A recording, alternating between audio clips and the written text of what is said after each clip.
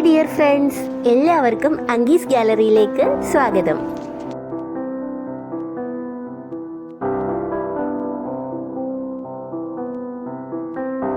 ഇന്ന് നമുക്ക് വളരെ എളുപ്പത്തിലൊരു ടേസ്റ്റി ആയിട്ടുള്ള സേമിയ ബിരിയാണി തയ്യാറാക്കി എടുക്കാം.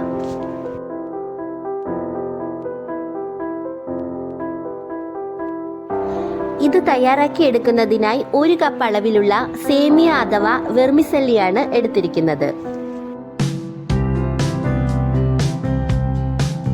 ഇതൊരു ഫ്രൈ പാനിൽ ഇട്ട് കൊടുത്ത് അല്പം ഒന്ന് ചൂടാക്കിയെടുക്കാം. അതിനുശേഷം സേമിയ ഒന്ന് വേവിച്ചെടുക്കാൻ ആവശ്യമായ വെള്ളം ചേർത്ത് കൊടുക്കണം.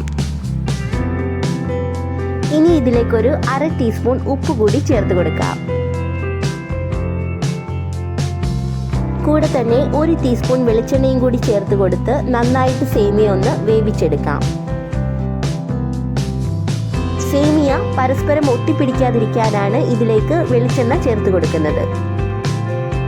ഇനി സേമിയയിലെ മുഴുവൻ വെള്ളവും ഒന്ന് വാർത്ത് കളഞ്ഞെടുക്കണം. കൂടെ തന്നെ കുറച്ച് പച്ചവെള്ളം കൂടി ചേർത്ത് നന്നായിട്ട് വാർത്തെടുക്കുമ്പോഴേക്കും സേമിയയിലുള്ള കൊഴുപ്പ് കൂടി പോകുന്നതായിരിക്കും.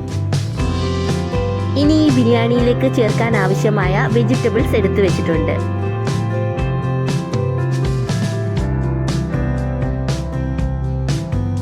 ഒരു ഫ്രൈ പാനിലേക്ക് കുറച്ച് വെളിച്ചെണ്ണ ഒഴിച്ചു കൊടുക്കാം. ഇതിലേക്ക് 2-3 മുട്ട പൊട്ടിച്ചൊഴിച്ച് ചേർത്ത് കൊടുക്കാം. ഇനി ഈ മുട്ട നന്നായിട്ടൊന്ന് ചിക്കി പൊരിച്ചെടുത്ത് മാറ്റിവെക്കാം. മുട്ട ചിക്കി പൊരിച്ചെടുത്തതിന് ശേഷം അതേ ഫ്രൈ പാനിലേക്ക് തന്നെ ഒരല്പം വെളിച്ചെണ്ണ കൂടി ചേർത്ത് കൊടുക്കാം. ഇനി ഇതിലേക്ക് സവാള ചെറുതായിട്ട് അരിഞ്ഞതൊന്ന് ചേർത്ത് കൊടുക്കാം. കൂടെ തന്നെ ഇഞ്ചി വെളുത്തുള്ളി പേസ്റ്റ് കൂടി ചേർത്ത് കൊടുക്കണം.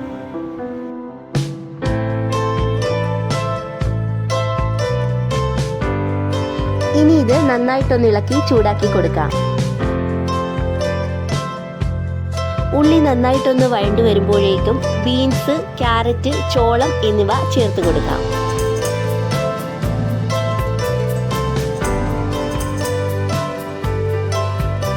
പിന്നീട് ഇതെല്ലാം കൂടി നന്നായിട്ട് ഇളക്കി ഒന്ന് വഴറ്റിയെടുക്കാം.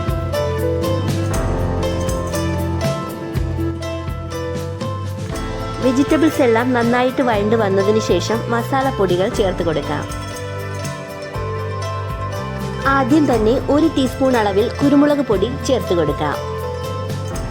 ഇനി വേണ്ടത് 1/2 ടീസ്പൂൺ അളവിൽ മല്ലിപ്പൊടിയാണ്. ഇനി ഇതിലേക്കൊരു 1/2 ടീസ്പൂൺ ഗരം മസാല പൊടിച്ചതും കൂടി ചേർത്ത് കൊടുക്കാം. ഇനി ഇതെല്ലാം കൂടി ഒന്ന് ഇളക്കി പൊടികളുടെ പച്ചമണം മാറുന്നത് വരെ ഒന്ന് ചൂടാക്കി കൊടുക്കാം. അതിനുശേഷം ഇതിലേക്ക് 1 ടീസ്പൂൺ അളവിൽ സോയാ സോസ് ചേർത്ത് കൊടുക്കണം. കൂടെ തന്നെ 3 ടീസ്പൂൺ ടൊമാറ്റോ സോസ് കൂടി ചേർത്ത് കൊടുക്കാം. ഇനി ഇതിലേക്ക് ആവശ്യത്തിനുള്ള ഉപ്പ് കൂടി ചേർത്ത് കൊടുക്കണം. ഇനി ഇതെല്ലാം കൂടി നന്നായിട്ടൊന്ന് ഇളക്കി യോജിപ്പിച്ച് കൊടുക്കാം. അതിനുശേഷം ഇതിലേക്ക് നേരത്തെ അരിഞ്ഞു മാറ്റി വെച്ചിട്ടുള്ള ക്യാപ്സിക്കം കൂടി ചേർത്ത് കൊടുക്കണം.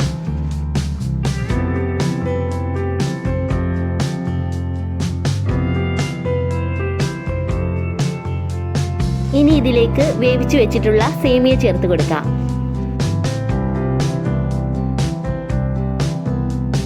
കൂടെ തന്നെ ചിക്കി പൊരിച്ചെടുത്ത മുട്ടയും കൂടി ചേർത്ത് കൊടുത്ത് എല്ലാം കൂടി നന്നായിട്ടൊന്ന് ഇളക്കി യോജിപ്പിച്ചെടുക്കാം.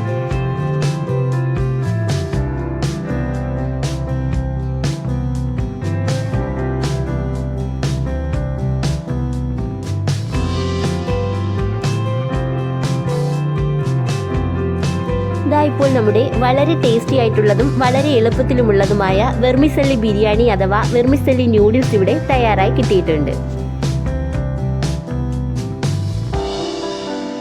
ഇത് ചൂടോടുകൂടി കഴിക്കാൻ തന്നെ നല്ല ടേസ്റ്റാണ്.